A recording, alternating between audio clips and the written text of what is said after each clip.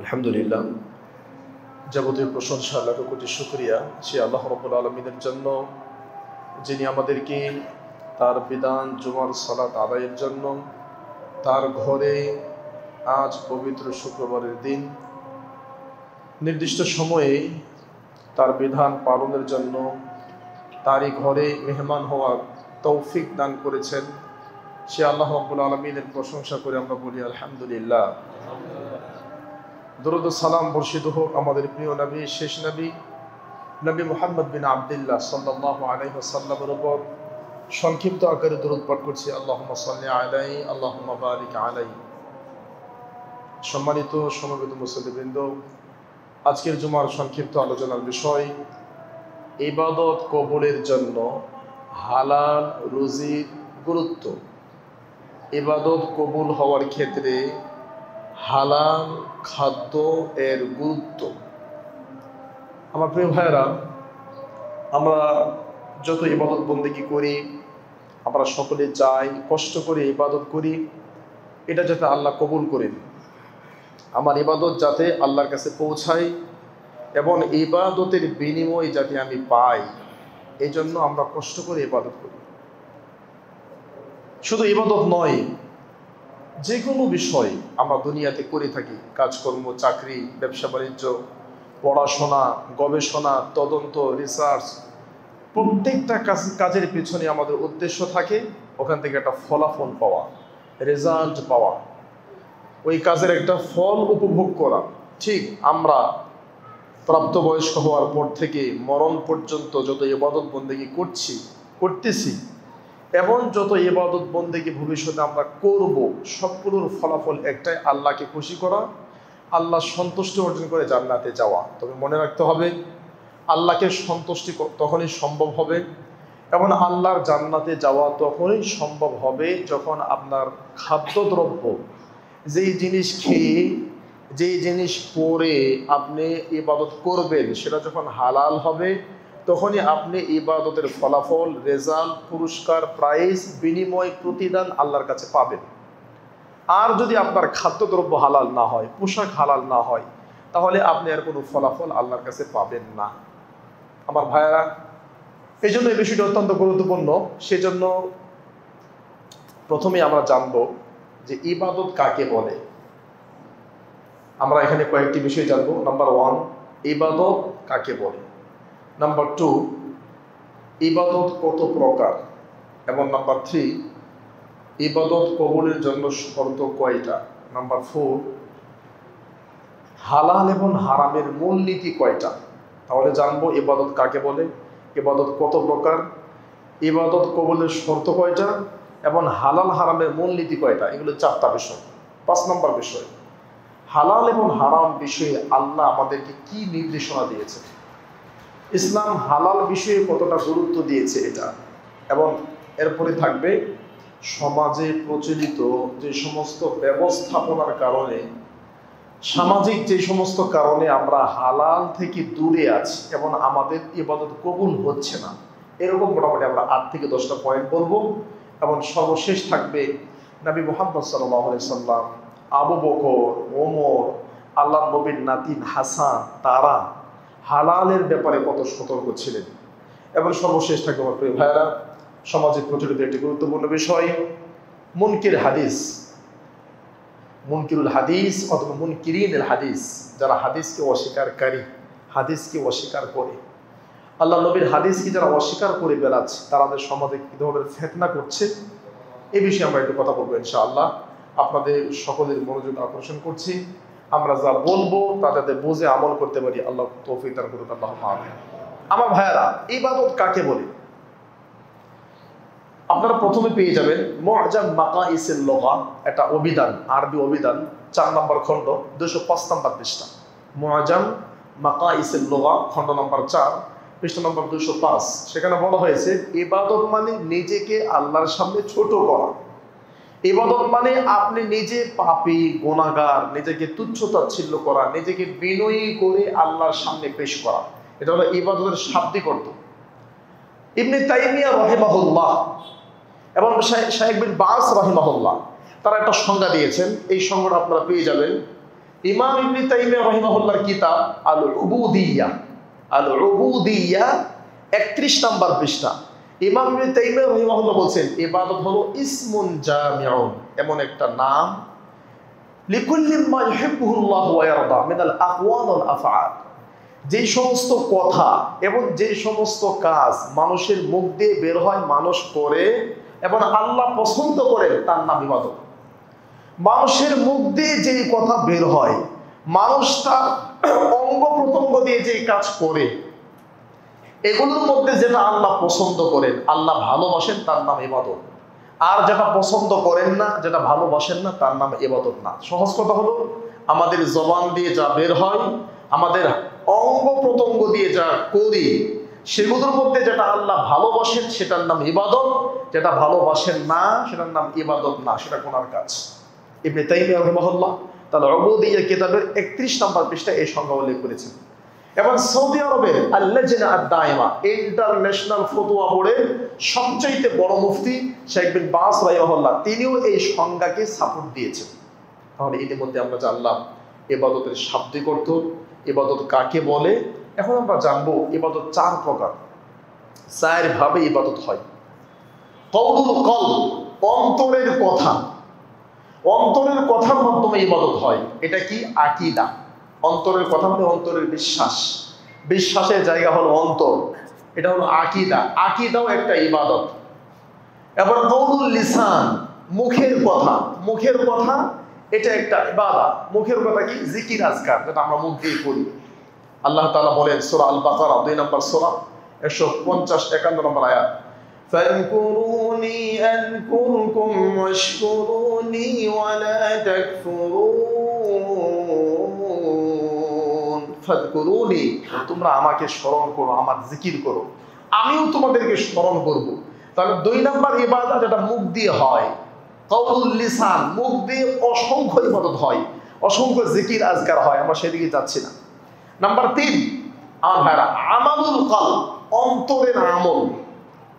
অন্তরের আমলটা কি? অন্তরের আমল বলতে বলা হচ্ছে কার রাজা ওয়াল খাউফ, যেমন ভয় করা, আশা করা। কাকে ভয় করব? আল্লাহকে ভয় করা, যেটা সহিহ মুসলিমের হাদিস 2569, 2570 নম্বর হাদিস। রাসূলুল্লাহ সাল্লাল্লাহু আলাইহি ওয়াসাল্লাম বলেন আত-তাকওয়া হাহুনা, ভয় করার জায়গা হলো এখানে। আত-তাকওয়া হাহুনা, ভয়ের জায়গা এটা। ওয়া ইউশিরু ইলা সাদরিহি সালাসা মাররাত, ভয় করার জায়গা অন্তর, এটা বলে আল্লাহ নবী তার অন্তরের দিকে 3 বার ইশারা করেছেন। এইজন্য 3 নাম্বার ইবাদত হচ্ছে অন্তরের ভয়, যেটা আল্লাহ কোরআনে বলেছেন সূরা আল বাকারা 2 নম্বর সূরা 150 নম্বর আয়াত। এবং সূরা মায়েদা আল্লাহ বলেন ফালা তাখশাউহুম ওয়াখশাউনি ওয়ালিউতিম্মা নি'মাতি আলাইকুম ওয়া লাআল্লাকুম তাহতাদুন। ফালা তাখশাউহুম, তাদেরকে ভয় করিও না, অখশাউনি, আমাকে ভয় করো। আর ভয় করার জায়গা হলো অন্তর। তার মানে 3 নম্বর ইবাদত অন্তরের ইবাদত। 4 নম্বর আমালুল জাওয়ারিহ, হাত পা জবান কণ্ঠ সব অঙ্গ প্রত্যঙ্গ মিলে ইবাদত। সব অঙ্গ প্রত্যঙ্গের সমন্বয়ে যে ইবাদত, সেটা হলো সালাত, সেটা হলো সিয়াম, সেটা হলো হজ। কারণ হজ করতে গেলে সব অঙ্গ প্রত্যঙ্গ লাগে, সম্পূর্ণ বডি লাগে। নামাজ পড়তে গেলে সম্পূর্ণ বডি লাগে। সিয়াম রাখতে গেলে সম্পূর্ণ বডি লাগে। তাহলে 4 নম্বর ইবাদত এমন ইবাদত যা সম্পূর্ণ বডির প্রয়োজন হয়। তাহলে ইবাদত 4 প্রকার: অন্তর দিয়ে ইবাদত, মুখে মুখে ইবাদত, সাধারণ ইবাদত এবং সম্পূর্ণ বডি দিয়ে ইবাদত। আমার ভাইয়েরা, এবার আমরা জানবো ইবাদত কবুল হওয়ার জন্য শর্ত কয়টা। এটা আমাদের অবশ্যই সবাইকে জানতে হবে। আমাদের প্রত্যেকটা ইবাদত, সালাত বলেন, সিয়াম বলেন, হজ বলেন, যাকাত বলেন, স্ত্রী সহবাস করা, এটাও একটা ইবাদত। টয়লেটে যাওয়ার সময় দোয়া পড়ে যাওয়া এবং দোয়া পড়ে বের হওয়া, বের হয়ে দোয়া পড়া, এগুলো ইবাদত। অর্থাৎ মুসলমানের, মুমিনের প্রত্যেকটা ইবাদত। এই ইবাদতগুলো কবুল হওয়ার ক্ষেত্রে 2টা শর্ত। 1 নম্বর শর্ত হচ্ছে নিয়ত ঠিক থাকা, ইখলাসুন নিয়্যা। নিয়ত যদি ঠিক থাকে তাহলে তার নাম ইবাদত, নিয়ত যদি ঠিক না থাকে তাহলে তার নাম শিরক। কথাগুলো ভালো করে বুঝবেন। আপনার নিয়ত যদি, যে ইবাদতটা করতেছেন সেই ইবাদতের নিয়ত যদি আল্লাহর জন্য হয় তাহলে সেটা ইবাদত। আর যদি আল্লাহর জন্য না হয়, মানুষকে দেখানোর জন্য হয়, অথবা মানুষ আমাকে ভালো বলবে, অথবা মানুষ আমাকে দোষ দিবে না, মানুষের দুষ্টুরি থেকে বাঁচবো, মানুষের দোষারোপ থেকে বাঁচবো, এই জন্য হয়, তাহলে সেটার নাম ইবাদত নয়। ভালো করে খেয়াল করবেন, যেমন আল্লাহ বলেছেন, وَمَا أُمِرُوا إِلَّا لِيَعْبُدُوا اللَّهَ مُخْلِصِينَ لَهُ الدِّينَ। সূরা বাইয়িনা 5 নম্বর আয়াত। আল্লাহ তাআলা আমাদেরকে আদেশ করেছেন আমাদের প্রত্যেকটা ইবাদত যাতে আল্লাহর জন্য হয়। কারণ আপনার 2 রাকাত নামাজ পড়তে টাইম লাগে 3 মিনিট, কিন্তু আপনার পাশে যখন আমাদের মসজিদের মুতাওয়াল্লি অথবা ইয়াসিন ভাই অথবা আমি বা অন্য কেউ এসে দাঁড়ায় গেছে, নতুন কোনো মানুষ যার সাথে নর্মালি সাক্ষাৎ হয় না, নর্মালি 2 রাকাত পড়লে সময় লাগে 3 মিনিট, কিন্তু কোনো অচেনা মানুষ অথবা কোনো সম্মানী মানুষ এসে আপনার পাশে দাঁড়ায় গেছে, ওখানে সময় লাগে 6 মিনিট বা 5 মিনিট। এই যে 2 মিনিট বাড়ায় দিচ্ছেন, এটার নাম ইবাদত না, এটার নাম শিরক। কারণ নর্মালি আপনার পড়লে সময় লাগে 3 মিনিট, কিন্তু ব্যক্তিকে দেখানোর জন্য না জানি আমার কোনো ভুল ধরে ফেলে, এই জন্য আপনার সালাতকে আরো 2 মিনিট বাড়িয়েছেন, এটার নাম শিরক। রাসূলুল্লাহ সাল্লাল্লাহু আলাইহি ওয়াসাল্লাম বলেন, ইন্না আখওয়াফা মা আখাফু আলাইকুম আর-রিয়া। আমি আমার উম্মতের জন্য সবচাইতে বেশি ভয় করি ছোট শিরকের। আল্লাহ নবী ছোট শিরক আবার কোনটা? আর রিয়া, মানুষকে দেখানোর জন্য ইবাদত করা হল ছোট শিরক। এটা আমাদের মাঝে অনেক আছে। রাসূলুল্লাহ সাল্লাল্লাহু আলাইহি ওয়াসাল্লাম বললেন, মান সাল্লা ইউরাই ফাকাদ আশরাকা। যারা মানুষকে দেখানোর জন্য সালাত পড়ে তারা শিরক করে। ওমান তাসাদ্দাকা ইউরাই ফাকাদ আশরাকা। যারা মানুষকে দেখানোর জন্য দান করে তারাও শিরক করে। ওমান সামা ইউরাই ফাকাদ আশরাকা। যারা মানুষকে দেখানোর জন্য সিয়াম রাখে তারাও শিরক করে। তাহলে সিয়াম একটা দামি ইবাদত, সালাত একটা দামি ইবাদত, দান একটা দামি ইবাদত, কিন্তু দামি ইবাদতটা সামান্য ভুলের কারণে শিরক হয়ে যাচ্ছে। এই জন্য ইবাদত কবুল হওয়ার জন্য 1 নম্বর শর্ত হচ্ছে আপনার নিয়ত ঠিক রাখতে হবে। 2 নম্বর হচ্ছে নিয়ত ঠিকই আছে, 100% আল্লাহ সন্তুষ্ট। যেমন যারা আফ্রিকায় যাচ্ছে, শ্রীলঙ্কায় যাচ্ছে, টঙ্গীর মাঠে যাচ্ছে, সারা পৃথিবীতে তাবলিগি কাজ করতেছে, যারা তাবলিগে বের হয়েছে তাদের 100% নিয়ত আল্লাহকে সন্তুষ্ট করা, 100% এটাই নিয়ত। তাবলিগ জামাতের প্রত্যেকটা কাজ কিন্তু আল্লাহকে সন্তুষ্ট করা, কিন্তু কোন কাজ বা অধিকাংশ কাজ আল্লাহ নবীর নিয়মে না হওয়ার কারণে সেটা আর সন্তুষ্ট করা সম্ভব নয়, সেটা আর ইবাদত না, বেদাত হয়ে যাবে। তাহলে প্রত্যেকটা ইবাদতের 2টা জিনিস লাগবে, একটা সম্পর্ক আল্লাহর সাথে ডাইরেক্ট, আরেকটা সম্পর্ক আল্লাহ এবং তার রাসূলের সাথে। নিয়ম এটা একমাত্র আল্লাহর জন্য হওয়া লাগবে। নিয়ত যদি আল্লাহ এবং তার রাসূলকে খুশি করা হয় তাহলে ভুল। যদি বলে আমি আমলটা করলাম আল্লাহ এবং তার রাসূলকে খুশি করা, না, আমরা খুশি করব আল্লাহকে, ইবাদত করি আল্লাহ, তাহলে 1 নাম্বার শর্ত হচ্ছে প্রত্যেকটা ইবাদতের পেছনে আপনি আল্লাহকে খুশি করবেন, এই চিন্তা করতে হবে। আর 2 নাম্বার হচ্ছে ওই ইবাদতটা নবীর পদ্ধতিতে হতে হবে। আল্লাহকে খুশি করার জন্যই করছেন, কিন্তু নবীর পদ্ধতিতে হয় নাই, সেটা ইবাদত হবে না। আমার ভাইয়ারা, এই যে কয়েকজন ঘুমাইতেছেন, সুবহানাল্লাহ, এটা খুব খারাপ জিনিস। বরাবরই জায়গায় দেন, কেউ ঘুমাবেন না, এটা খুবই খারাপ জিনিস। 15 মিনিট হয় নাই ঘুমাইতেছেন, বলেন আপনারা কি করবেন? এই যে ফিলিস্তিনি মুসলিমদেরকে মাইরা বুত বানায় ফেলতেছে, এখন ফিলিস্তিন শেষ করে এখন দৌড়ছে কোথায়? সুবহানাল্লাহ, আস্তে আস্তে আপনাদের কাছে আসবে, মানে ঘুমানোর কোনো কারণ নাই, আইসা পড়ছে, হ্যাঁ শুরু হয়ে গেছে। এখন যে আপনারা ঘুমান আর এই যে মসজিদে আইসা 15 মিনিট পরেই ঘুমান, আমার তো মনে হয় লজ্জা থাকা উচিত আমাদের, যে আমাদের ইমানটা কোন পর্যায়ে আছে। সারা রাত ঘুমাইছেন, দিনের বেলা ঘুমান, আবার মসজিদে এসে আধা ঘন্টা লেগে ঘুমান। তো এই জন্য আমি এগুলো বলতে চাই না। আজকে মোটামুটি 25 দিন চলছে, 25 দিন 25 রাত, 25 দিন 25 রাত চলছে। আমার আল্লাহর অশেষ দয়া না থাকলে আমি টিকতাম না, পাগল হয়ে যাওয়ার কথা ছিল, অথবা মাতলামি শুরু হয়ে যেত। আমার কোনো গাড়ি নাই, আমার কোনো থাকার জায়গা নাই, গাড়ির উপরে সারা রাত প্রোগ্রাম করি, সকালে এসে ক্লাস করি। আর এটা কি ওই আপনার 1 to 3 ক্লাস না, প্রথম ঘন্টায় দাওয়ায়ে হাদিস যাদেরকে পড়ায় হাই লেভেলের ছাত্র, এরা আলেম, প্রথম ঘন্টায় তাফসীর ইবনে কাসির পড়ায়, আবু দাউদ পড়ায়। এটা কেন বলতেছে? আপনাদের জন্য। সময় নষ্ট হচ্ছে এটা। আপনারা কেন ঘুমাইলেন? আমি যদি 25 দিন 25 রাত টানা চলতে পারি, আলহামদুলিল্লাহ, প্রায় রাতের বেলা প্রোগ্রাম, দিনের বেলা মাদ্রাসায় পড়ায়, আবার দৌড়ায় প্রোগ্রাম। এরপরে যদি মেম্বারে দাঁড়ায় কথা বলতে পারি, আপনি কেন ঘুমান? আপনি এটা কি তাহলে কি চিন্তা ভাবনা কি? কেউ ঘুমাবেন না।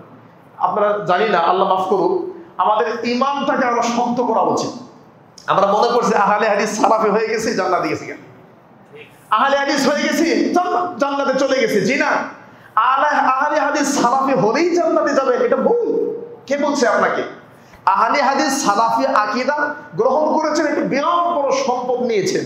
হ্যাঁ, এই সম্পদ আপনাকে একদিন হলেও জান্নাতে নিয়ে যাবে, কিন্তু আপনার এই দুর্বল ঈমানের কারণে আপনাকে জাহান্নামে যাওয়াই লাগবে, 1 ঘন্টার জন্য হলেও যাওয়া লাগবে। অতএব ঘুমাইয়েন না আমার ভাইয়েরা, অবস্থা খুবই খারাপ। দেশের পরিস্থিতি খারাপ, বিশ্বের পরিস্থিতি খারাপ। পড়াশোনা করেন, জানেন। এই যে বললাম ইবাদত কবুল হওয়ার জন্য 2টা শর্ত, আপনি খেয়ালই করলেন না। ইবনে তাইমিয়ার কিতাব থেকে বললাম, মুআজাম মুকাইসার লেখা থেকে বললাম, আপনারা ঘুমাচ্ছেন। মসজিদ কমিটি কত কষ্ট করে একটা আয়োজন করে, আপনারা ঘুমাইলে তাহলে আয়োজন সুন্দর করে, কেউ ঘুমাবেন না আমার ভাইয়েরা। রাত 12টা হয় না, এখন দুপুর 12টা বাজে। আপনারা কি মাহফিল মনে করছেন রাত্রে 12টা? ঘুমাইেন না আমার ভাইয়েরা। চলেন, আল্লাহ সুবহানাহু ওয়া তাআলা এই ইবাদতের গুরুত্ব সম্পর্কে, হালাল রুজির গুরুত্ব সম্পর্কে আল্লাহ কি বলেছেন? কোরআন কারীম 2 নম্বর সূরা, সূরা আল বাকারা 168 নম্বর আয়াত। আল্লাহ বলেন, ইয়া আইয়ুহান নাসু কুলু মিম্মা ফিল আরদি হালালান তাইয়িবান ওয়া লা তাত্তাবিউ খুতুওয়াতিশ শাইতান। ইয়া আইয়ুহান নাস, আল্লাহ বলেন, হে মানব মণ্ডলী, পৃথিবীর সবাইকে, অমুসলিমদেরকে আল্লাহ বলছে, ইয়া আইয়ুহান নাস, হে মানব মণ্ডলী, কুলু মিম্মা ফিল আরদি হালালান তাইয়িবা, এই পৃথিবী থেকে যত হালাল খাবার হয় সেগুলো খাও। ওয়ালা তাত্তাবিউ খুতুওয়াতিশ শাইতান, হালালের ব্যাপারে শয়তানের কথা শুনো না। হালালের ব্যাপারে শয়তানের কথা শুনলে শয়তান তোমাকে হারাম খাওয়াই ছাড়বে, শয়তান তোমাকে হারামের দিকে নিয়ে যাবেই। তাহলে এই আয়াতে আল্লাহ সকল মানুষকে, অর্থাৎ হিন্দু, খ্রিস্টান, নাস্তিক, ব্লগার, ইহুদি, সবাইকে আল্লাহ বলছে তোমরা হালাল খাও। কারণ হালাল খাইলে শুধু জান্নাত না, হালাল খাইলে বডি ঠিক থাকে, হালাল খাইলে শরীর সুস্থ থাকে, হালাল খাইলে আপনি বড় ধরনের রোগ থেকে বাঁচবেন। এই জন্য কোরআন কি শুধু মুসলিমদের জন্য না, কোরআন পৃথিবীর সবার জন্য আসছে। এই জন্য আল্লাহ বলছে, ইয়া আইয়ুহান নাস, হে মানব মণ্ডলী, শুধু মুমিন না, তোমরা সবাই হালাল খাও। এবার আল্লাহ স্পেশাল ভাবে মুমিনদেরকে বলতেছেন, এটা আপনারা পেয়ে যাবেন কোরআনুল কারীম সূরা আল বাকারা 2 নম্বর সূরা 172 নম্বর আয়াত। ইয়া আইয়ুহাল্লাযীনা আমানু কুলু মিন তাইয়্যিবাত মা রাযাকনাকুম ওয়াশকুরু লিল্লাহ। ইয়া আইয়ুহাল্লাযীনা আমানু, ওয়া হে ঈমানদাররা, কুলু মিন তাইয়্যিবাত, তোমরা ভালো খাবার খাও, ওয়াশকুরু লিল্লাহ, আল্লাহ শুকরিয়া করো। আগের আয়াতে পৃথিবীর সব মানুষকে বলছে, পরের আয়াতে সকল মুমিনদেরকে বলছে, আরেকটা আয়াতে আল্লাহ আরো নির্দিষ্ট করে সকল নবী এবং রাসূলদেরকে বলতেছে। এটা কোথায় পাবেন? সূরা মুমিনুন 18 নম্বর পারা, সূরা মুমিনুনের 51 নম্বর আয়াত। আল্লাহ বলছেন, ইয়া আইয়ুহার রাসূলু কুলু মিনাত তাইয়্যিবাত ওয়া'মালু সালিহান ইন্নী বিমা তা'মালুনা আলীম। ইয়া আইয়ুহার রাসূল, ইয়া আইয়ুহার রাসূল, রাসূলের বহুবচন রাসূল, হে দুনিয়ার সব নবী এবং রাসূল, কুলু মিনাত তাইয়্যিবা, আপনাদেরকেও হালাল খাইতে হবে। দেখেন বাসাগুলা, 3টা আয়াত বললাম, সূরা বাকারা 168, দুনিয়ার সব মানুষকে বলছে হালাল খাও। সূরা বাকারা 172, শুধু মুমিনদেরকে বলছে হালাল খাইতে হবে। সূরা মুমিনুন 51 নম্বর আয়াত, সকল নবী এবং রাসূলদেরকে বলছে আপনাদেরকেও হালাল খাইতে হবে। তার মানে হালালের মধ্যে শুধু পরকালীন উপকার না, হালালের মধ্যে দুনিয়াবি উপকার আছে। শরীর ভালো থাকবে, সুস্থ থাকবে, ব্রেন ফ্রেশ থাকবে। সুবহানাল্লাহ। কেমনে? এখন বুঝবেন আমার ভাইয়ারা, কিভাবে শরীর সুস্থ থাকবে, ভালো থাকবে, সেটা আল্লাহ আরো বলে দিয়েছেন। আপনারা পেয়ে যাবেন কোরআনুল কারীম সূরা আল জুমআ, জুমার দিনের নামে যে সূরাটা নাযিল হয়েছে, 10 নম্বর আয়াত। আল্লাহ বলেন, فَإِذَا قُضِيَتِ الصَّلَاةُ فَانتَشِرُوا فِي الْأَرْضِ وَابْتَغُوا مِنْ فَضْلِ اللَّهِ। فَإِذَا قُضِيَتِ الصَّلَاةُ, নামাজ যখন শেষ হয়ে যাবে, ফান্তাশিরু ফিল আরদ, তখন তোমরা পৃথিবীতে ছড়িয়ে পড়ো। মসজিদে বসে থাকতে হবে না, নামাজ শেষ মসজিদ থেকে বের হয়ে যাও এবং ওয়াবতাগু মিন ফাদলিল্লাহ, আল্লাহর রিজিক তালাশ করো, হালাল রুজি তালাশ করো। আল্লাহ তাআলা এই আয়াতের মধ্যে আমাদেরকে হালাল রুজি তালাশ করতে বলেছেন। আরেকটা আয়াত আপনারা পেয়ে যাবেন সূরাতুল আরাফ আয়াত নাম্বার 157, ওয়া ইউহিল্লু লাহুমুত তাইয়্যিবাত, যত ভালো যা কিছু আছে, তাইয়্যিব ভালো বলতে যা কিছু আছে সবই হালাল। ওয়া ইউহাররিমু আলাইহিমুল খাবায়েস, খবিসের বউ বলেন খাবায়েস, খারাপ মন্দ নিকৃষ্ট যা আছে এই সবই হারাম। এবার আমার ভাইয়ারা আমি 5টা আয়াত বললাম, এবার কিছু হাদিস দিয়ে এবার আমরা একটা ফিনিশিংয়ে যাব। প্রথম হাদিস এটা আপনারা পেয়ে যাবেন বুখারী মুসলিম মিশকাত 2761 নম্বর হাদিস। বাস্তবতা আপনার সাথে লেগে আছে, এরকম বাস্তবসম্মত মানুষ আমাদের মসজিদেও আছে। আবু হুরায়রা রাদিয়াল্লাহু তাআলা আনহু বলেন, রাসূল সাল্লাল্লাহু আলাইহি ওয়াসাল্লাম বলেছেন, ইয়াতি আলান নাসি জামান, মানুষের উপরে এমন একটা জামানা, যুগ, এমন একটা পিরিয়ড, এমন একটা শতাব্দী আসবে, এমন একটা সময় আসবে, লা ইউবালিল মারউ, মানুষ ভাববে না, চিন্তা করবে না, কল্পনা করবে না, পরোয়া করবে না, হিসাব করবে না, মা আখাযা মিনহু, সে যা উপার্জন করে, সে যা ব্যবসা করে, সে যা চাকরি করে, আমিনাল হালাল, আমার চাকরি, আমার ব্যবসা, আমার ব্যবসা বাণিজ্য, আমার চাকরি অথবা আমার উপার্জন আমিনাল হালাল, এটা কি হালাল হচ্ছে, আমিনাল হারাম নাকি হারাম হচ্ছে, এটা মানুষ ভাববেও না। তার মানে এমন সময় আসবে যে সময়ে মানুষ টাকা পকেট ভরে নিয়ে আসবে, ব্যাংক ভরে ফেলবে টাকা দিয়ে, বাড়ি ভরে ফেলবে টাকা দিয়ে, বাড়ি গাড়ি ধন সম্পদের কোনো অভাব থাকবে না, কিন্তু 1 সেকেন্ডের জন্য ভাববে না আমার এই উপার্জনটা কি আসলে হালাল না হারাম, এটা ভাববে। কেমনে জানেন? আমাদের দিনী ভাই বলছে যে শেখ জমি রেজিস্ট্রি করতে গেছি, মুখে দাড়ি, নামাজ পড়ে দাগ হয়ে গেছে। আমি বললাম কত জমি রেজিস্ট্রি, সরকারি বিল কত? বলছে 1,50,000। আপনি 1,70,000 দেন। বলছে 20,000 কিসের? দিবেন, দিলে দেন, নাহলে কি তুমি আসরের নামাজে গেলাম। বুঝেন নি? বলো যে দলিল করতেছে, টাকা নিচ্ছে, মুখে দাড়ি, এখানে নামাজের দাগ হয়ে গেছে। জমি রেজিস্ট্রি করলে সরকারি বিল 1,50,000, নিতে হচ্ছে 1,70,000। তো পরে বলছে ভাই আমি এটা দিব না। দিবেন, দিলে দেন, নাহলে আসরের নামাজে টাকা হয়ে গেছে, আমি আসরের নামাজে গেলাম। আসরের নামাজে যাবে, ওরা কি সুদ নিয়ে যাবে, ঘুষ নিয়ে যাবে। সে ভাবতেছে না, চিন্তাই করতেছে না যে আমার এটা হালাল হবে না হারাম হবে, আসরের নামাজ দিয়ে কি হবে, এই আসরের নামাজ কাবা ঘরের নিচে গিয়ে বললে কি হবে। সে যদি হারাম খাবার খায় কোনো লাভ নাই। যেটা আমি 5টা আয়াত 6টা আয়াত দিয়ে আপনাদেরকে বোঝাইলাম। আমার ভাইয়েরা, শুধু তাই না, রাসূলুল্লাহ সাল্লাল্লাহু আলাইহি ওয়াসাল্লাম বলেন, এই হাদিসটা আপনারা পাবেন বুখারী মুসলিম মিশকাত 2764 নম্বর হাদিস, নাহান নবী সাল্লাল্লাহু আলাইহি ওয়াসাল্লাম আন সামানিল কাউ, আল্লাহর নবী কুকুরের ব্যবসা করতে, কুকুর বিজনেস করতে আল্লাহ না করেছেন আল্লাহর নবী।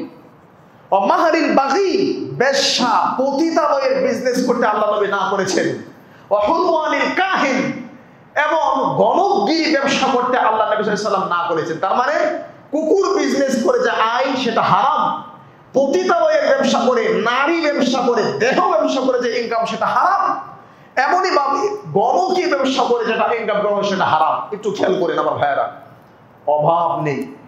আপনি যান পুরান ঢাকা হাজি বিরানির সামনে যান, হানিফ বিরানির সামনে যান, হাজি হানিফ বিরানি কারা খায়?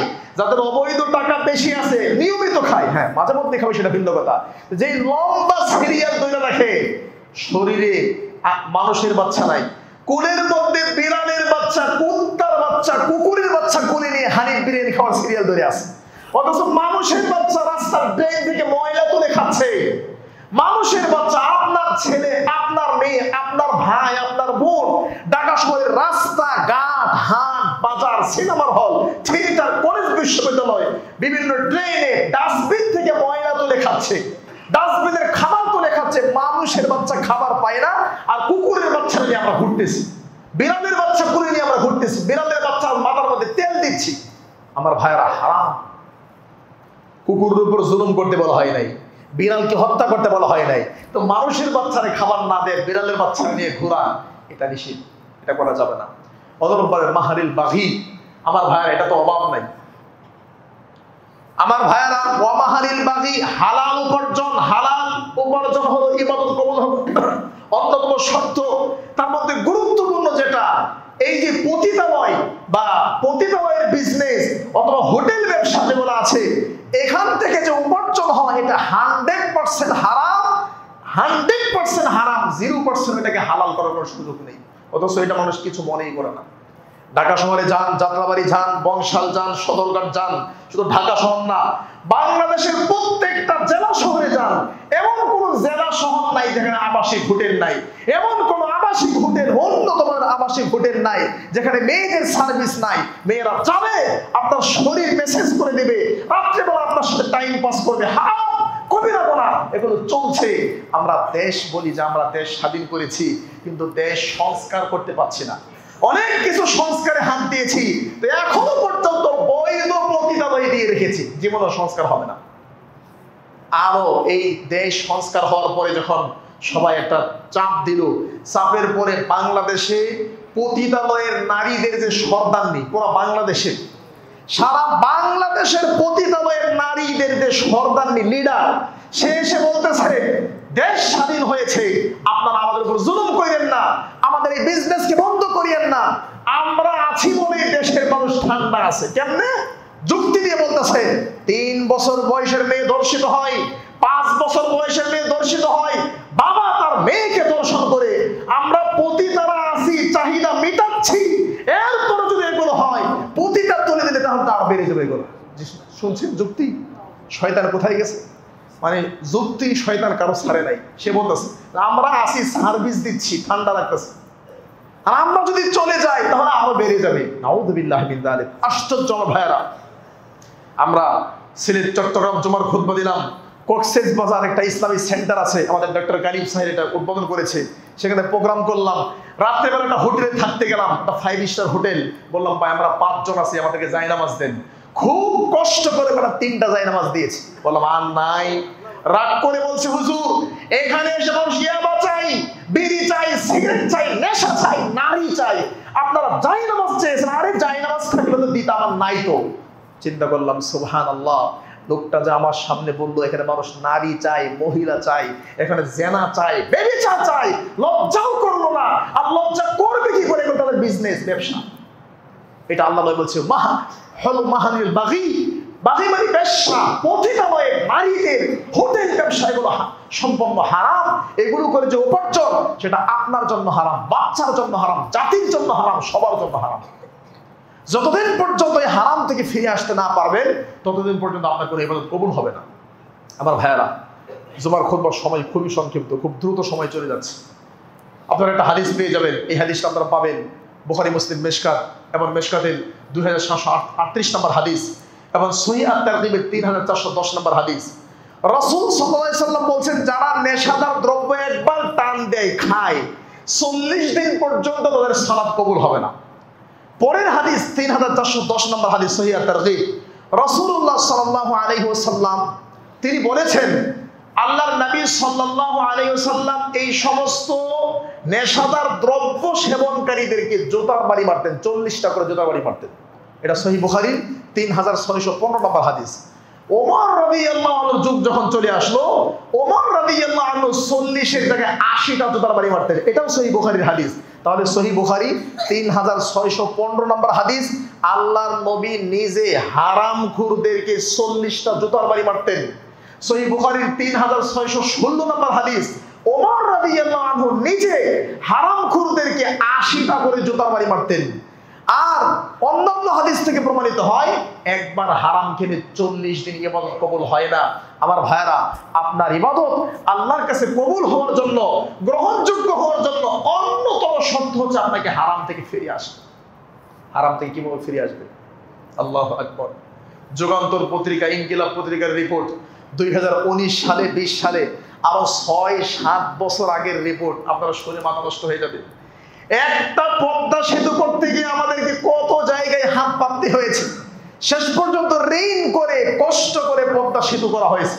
এখনো পদ্মা সেতু টুল দেয়। কালকে পদ্মা সেতু পার হয়ে আসলাম, এখনো পদ্মা সেতুর অনেক টুল আদায় করা হচ্ছে। আরো কত বছর যে আদায় হবে তার হিসাবই নাই। আমার ভাইয়েরা, এত কিছু দরকার নেই। ইনকিলাব পত্রিকা, যুগান্তর পত্রিকার রিপোর্ট, 2019 সাল, আরো 6-7 বছর আগে বাংলাদেশের ছেলেরা প্রতি বছরে যেই পরিমাণ ইয়াবা ট্যাবলেট খাইতো, আরো 6 বছর আগে, শুধু ইয়াবা ট্যাবলেটের টাকা যদি বন্ধ করা যায়, ইয়াবা ট্যাবলেট খাওয়া বন্ধ করা যায়, তাহলে 6,500 কোটি টাকা বেঁচে যাবে। এই আমার ট্যাবলেট বাদ দিলাম, শুধু বিড়ি এবং সিগারেট। বাংলাদেশের মানুষ যেই পরিমাণ বিড়ি এবং সিগারেট খায়, বিড়ি এবং সিগারেট খেয়ে দেহের ক্ষতি করে, বডির ক্ষতি করে, সংসারের ক্ষতি করে এবং দেশের অর্থনীতি ক্ষতি করে, এবং এই বিড়ি এবং সিগারেট খেয়ে তার কোনো ইবাদত আল্লাহর কাছে যায় না, এই দিক থেকে ক্ষতিগ্রস্ত। সুবহানাল্লাহ, এক বছরে বাংলাদেশে 1 লক্ষ কোটি টাকা শুধু মানুষ দোয়া খায় ওরাই, দোয়া। 1 লাখ কোটি, মনে বুঝেন নাই। আমাদের পদ্মা সেতুর জন্য প্রথম বাজেট ছিল 30,000 কোটি, পরে বেড়ে এটা 35,000, পরে রেল লাইন যোগ করে সর্বোচ্চ 40,000। তার মানে এক পদ্মা সেতু করতে গিয়ে কত ভাবতে হয়েছে, চিন্তা করতে হয়েছে। কোনো ভাবা দরকার নাই, কোনো চিন্তা দরকার নাই। যেই সমস্ত ভণ্ড মৌলবীরা ফতোয়া দেয় বিড়ি খাওয়া, সিগারেট খাওয়া, জর্দা খাওয়া হারাম না মাকরুহ, এই সমস্ত পাগল মৌলবীদেরকে বাঁধেন, এদেরকে জেলখানায় বন্দী করেন। শক্ত ফতোয়া, কোরআন এবং সুন্নাহর ফতোয়া চালু করেন, বিড়ি এবং সিগারেট খাওয়া হারাম, হারাম, শতভাগ হারাম। আল্লাহ নবী বলছেন হারাম, আল্লাহ বলছেন হারাম। আর এই হারাম ফতোয়ার উপর বেশি দিন না, 1 বছর বাংলাদেশে আমল করেন। শুধু একটা বছর যদি বাংলাদেশে ধোঁয়া খাওয়ার টাকা, বিড়ির ধোঁয়ার টাকা বন্ধ করা যায়, একটা না 3টা পদ্মা সেতু হবে, 3টা পদ্মা সেতু হবে। 1 লক্ষ কোটি টাকা, ভাবেন, মানে 3 পদ্মা সেতুর টাকা আমরা দোয়াতে ওড়াই রে, দোয়া খায়া। এটার নাম বাঙালি। আমার ভাইয়েরা, এই যে কতগুলো ক্ষতি করলেন, নিজের দেহের ক্ষতি করলেন, পরিবারের ক্ষতি করলেন, মরে যাবেন, ক্যান্সার হয়ে মারা যাবেন, এরপরে হাসপাতালে নিয়ে গেলে সেখানে সরকারি চিকিৎসা ক্ষতি হচ্ছে, খালি লস আর লস। আমার ভাইয়েরা, আল্লাহ আমাদেরকে হেদায়েত দান করুক, আল্লাহুম্মা আমিন। সময় খুবই কম। সহিহ বুখারীর একটা হাদিস ভালো করে খেয়াল করেন। আল্লাহর নবী কত সতর্ক ছিলেন। সহিহ বুখারীর 2050 নম্বর হাদিস, মাররান নবী সাল্লাল্লাহু আলাইহি ওয়াসাল্লাম বিতামারাতিন মাসকুতা। আল্লাহর নবী রাস্তা দিয়ে যাচ্ছেন, একটা খেজুর পড়ে আছে। তিনি বলেন, লাউলা আন্নী আখাফু আন তাকুনা মিনাস সাদাকা, এটা যদি সাদকার খেজুর না হতো, আমার পেটে এত ক্ষুধা, এটা যদি সাদাকার খেজুর না হতো, লা আকালতুহা, এটা তুলি আমি খেয়ে ফেলতাম। দেখেন তিনি হালালের ব্যাপারে কত সতর্ক। পেটের মধ্যে ক্ষুধা, একটা খেজুর পড়ে আছে, তাও খান নাই। আরেকটা হাদিস আপনারা পাবেন, 1822 নম্বর হাদিস, সহিহ বুখারী। রাসূল সাল্লাল্লাহু আলাইহি সাল্লামের নাতিন হাসান, আখাযাল হাসান ইবনে আলী তামরাতাম মিন তামারিস সাদাকা। ছোট বাচ্চা হাসান একটা দানের খেজুর, সদকার খেজুর হাত দিয়ে ধরে মুখে দিয়ে ফেলছে।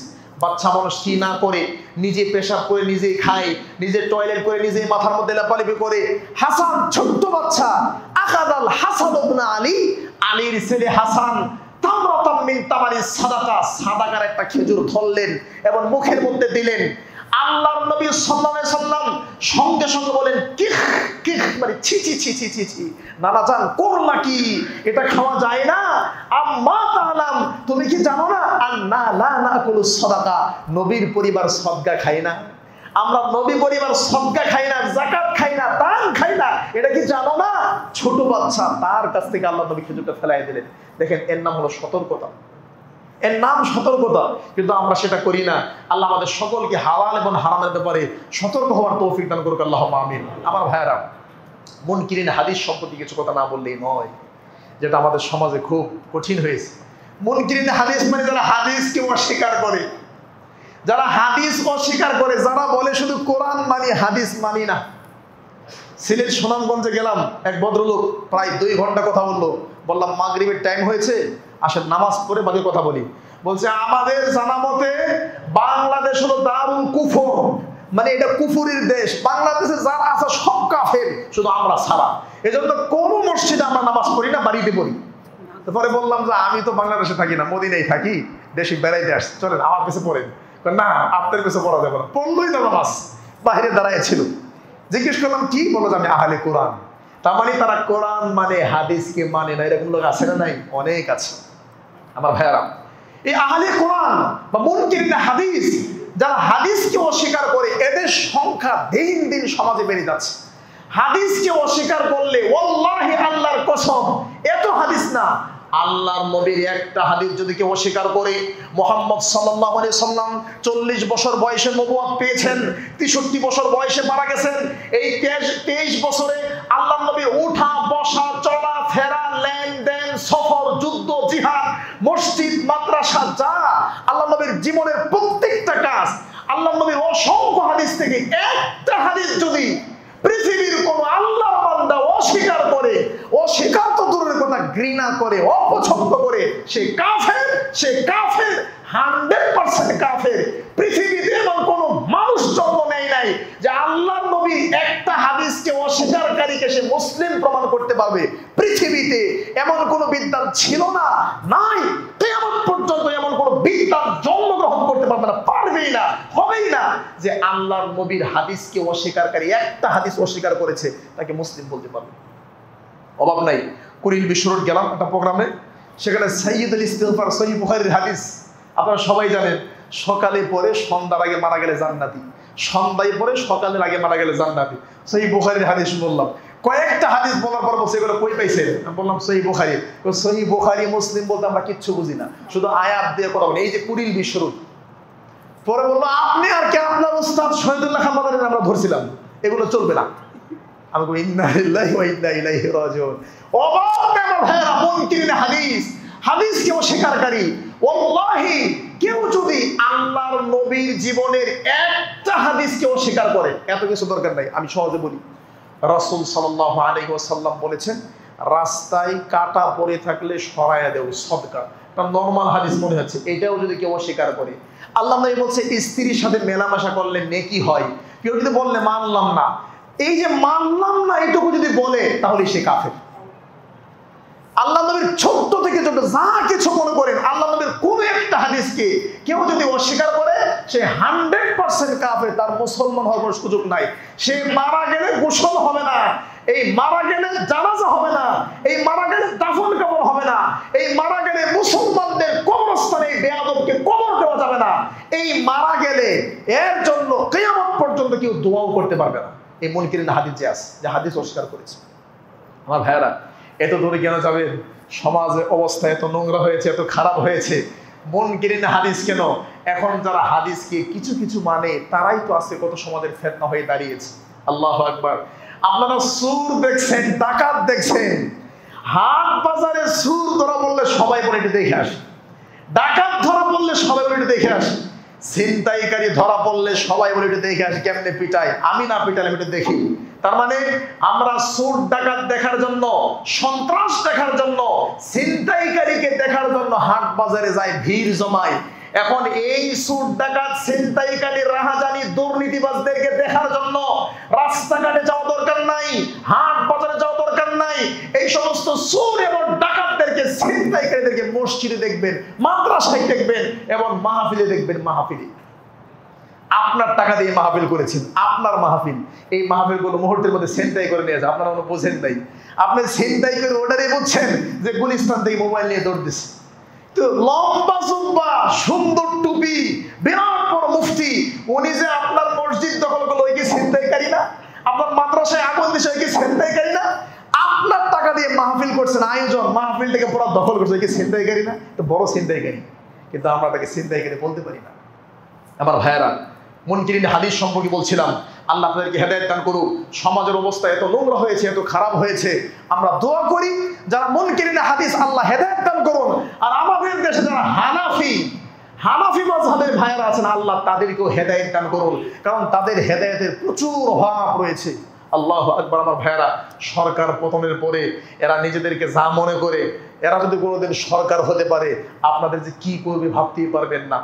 ব্রাহ্মণবাড়িয়াতে একটা সহিহ আকীদার একটা লাইব্রেরি করা হয়, লাইব্রেরিটা ভেঙে দেয়। একটা হিন্দু পুলিশ অডিট করতে এসে বলছে, আপনারা মুসলিম না? বলছেন আমরা মুসলিম। বলছে আচ্ছা, লাইব্রেরি যেহেতু ভেঙে দিয়েছে, আপনারা একটা মসজিদ করেন, তাহলে মনে ভাঙবে না। আপনারাও মুসলমান, তারাও মুসলমান, আপনারা যে আল্লাহকে সিজদা দেন, তারাও সেই আল্লাহর সিজদা দেয়। 21 সালে একটা মসজিদ হয়, 3 সেট মসজিদ, পাকাচনে এলাকায়। সেই মসজিদ আলহামদুলিল্লাহ মদিনা থেকে এক ভাই একাই 20 লক্ষ টাকা দান করে, ওই টাকা দিয়ে ইট সিমেন্টের কাজ ধরা শুরু হয়েছে। তখন এই মসজিদের উপর আঘাত, শত শত আলেম এসেছে, শত শত জনগণ এসেছে। এখানে সালাফি আহলে হাদিস ফিতনাবাজদের কোনো মসজিদ হবে না। জায়গা আমার, টাকা আমার, মসজিদ করব আমি, আমার টাকা, কারো দান নাই, সদকা নাই, কিচ্ছু নাই, আমার জায়গাটা আমি মসজিদ করব, আমি করতে পারতেছি না। না আছে শরীয়তের কোনো বিধান তাও লক্ষ্য করছে, না দেশের কোনো বিধান লক্ষ্য করছে। বাংলাদেশ জমিয়তে আহলে হাদিসের কাছে বলা হলো যে আলেম লাগবে, তো আমাকে পাঠানো হয়েছে, গেলাম, যাওয়ার পরে এই পাশে ওসি, এই পাশে টিউনো সাহেব, এই পাশে সেনা কর্মকর্তা, এই পাশে আমরা, এই পাশে তারা কিছু বসে আছে। সুবহানাল্লাহ, কিসের বাহাস! গেছি কিছু বোঝানোর জন্য। এক বাক্যে সেনাবাহিনীর সামনে, পুলিশের সামনে, সবার সামনে বলতেছে বাস টাস কিচ্ছু নাই। এখানে যদি আহলে হাদিসদের মসজিদ হয় তাহলে আইন শৃঙ্খলা বিঘ্নিত হবে, আইন শৃঙ্খলা নষ্ট হবে, এখানে মারামারি, ঝগড়া, হত্যাকাণ্ড হবে। পুলিশের সামনে বলতেছে। তো বাস দিয়ে কি করবেন? তো পুলিশ আরো ফোন করে আরেক গাড়ি পুলিশ নিয়ে আসে, সেনাবাহিনী নিয়ে আসে, ভিতরে বসে আছে। এরপর বলল আপনার একটা বাইরে যাওয়ার কথা বলি। আমাকে বলছে কি বাহাস করবেন, কি বাহাস করবেন, কি কথা বলবেন? এরা আপনাদেরকে মুসলমানই মনে করে না। আমাকে কালকে বলছে যদি এখানে মসজিদ হয় আমরা 20,000 লোক আসবো, 20,000 লোক। তো ওসি সাহেব বলতেছে আমার থানায় পুলিশ আছে 38 জন, 20,000 লোক যদি আসে আমি সর্বোচ্চ 20 জন পুলিশ পাঠাইতে পারবো। আমার 20টা পুলিশ 20,000 লোকের সাথে কি করবে? আর সরকার পতনের পরে মানুষ পুলিশে মনে করে না, এটা ওসি সাহেব বলতেছে। তো কি করবেন? আমি বললাম, যিনি মসজিদের দায়িত্বশীল, বলল সাহেব আমি সেনাবাহিনী ছিলাম, যিনি মসজিদ দান করেছে, আমি সেনা কর্মকর্তা, আমি সেনাবাহিনী ছিলাম, আমি এদেশের নাগরিক, আমি দেখে থাকবো, আমার জায়গাতে মসজিদ করবো ইনশাআল্লাহ। তবে সবচেয়ে ভালো ফলাফল হলো আলহামদুলিল্লাহ ডিআইজি সহ ওখানে যে এসপি আছে, এই সময় এসপি আছে এবং আরো যারা পুলিশের অন্যতম কর্মকর্তা তারা সবাই সহি আকীদা, আলহামদুলিল্লাহ। তারা ডাইরেক্ট দেখে বলছে আপনারা কি ডক্টর জাকির নায়েককে চিনেন? কত ফেতনাবাজ, ডাইরেক্ট বলেছে। নাসিরউদ্দিন আপনারা কি চিনেন? গরিব নেকার, ডাইরেক্ট। তখন এসপি সাহেব বলছে জি না, আপনাদের সিদ্ধান্ত ভুল। ডক্টর জাকির নায়েক, আল্লামা নাসিরউদ্দিন আলমারি হাই লেভেলের আলেম, আপনাদেরকে পড়তে হবে। সর্বশেষ ডিসি সাহেব বলছে যে আমার একটু দেখার আছে, ইনশাআল্লাহ উনি দেখবেন। উনি বলছে আপনারা 5 জন, আপনারা 5 জন, এবার লাস্ট 5 জন করে ডাকছে। ইতিমধ্যে আমাদের ব্রাদার রাহুল, ইনশাআল্লাহ আমি, আমাদের আব্দুল্লাহ বিন আব্দুর রাজ্জাক আর সাইফি আর একজন সহকারী, ইনশাআল্লাহ খুব তাড়াতাড়ি হবে। ওখানে কোনো মারামারি হবে না। আমাদেরকে বলছে আপনারা যাবেন, তাদের কি ভুল আছে এটা বলার দরকার নাই, আপনারা যে সঠিক আছে এটা প্রমাণ করে দিয়ে আসেন। মানে আপনারা যে মুসলমান, আমরা যে মুসলমান ঠিক আছি এটা প্রমাণ করলেই হবে, হ্যাঁ কোনো ভুল করার দরকার নেই। চিন্তা করছেন কতটা উগ্র হলে এগুলো করা যায়? আল্লাহ হেদায়েত দান করুন। কারণ কি? তারা অসংখ্য হাদিসকে অস্বীকার করে, আজকে তারা হাদিসকে অস্বীকার করে, কোরআনের আয়াতের ব্যাখ্যাকে অস্বীকার করে, এই জন্যই তারা আজকে এগুলো করছে। গতকালের মাহফিল প্রায় 10 ঘন্টা জার্নি করে সে ময়মনসিংহ জামালপুর থেকে কোথায় নড়াইল যশোর গেলাম, সেখানে প্রোগ্রাম, সুবহানাল্লাহ, স্টেজে আধা ঘন্টা বসায় রেখে আমাকে দিলই না। আমাদের দিন ভাই বলছে আমাদের প্যান্ডেল, আমাদের আয়োজন 500 মানুষের খাবারের আয়োজন করছে, 500 মানুষের খাবার অ্যারেঞ্জ করেছে। আমাদের প্রোগ্রাম সবকিছু আমাদের।